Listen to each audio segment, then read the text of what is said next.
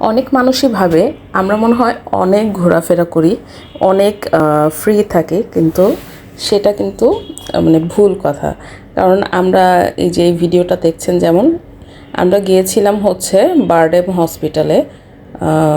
তো বারডেম হসপিটালে যাওয়ার পর তার কাছেই শাহবাগ, তো ওই শাহবাগে যেয়ে আমরা একটু ভিডিও করেছিলাম। যারাই আমার ভিডিওটা দেখছেন বা হয়তো চিন্তা করেন যে মানে আমি খুব হ্যাপি আছি, আপনারাও হ্যাপি থাকতে পারেন।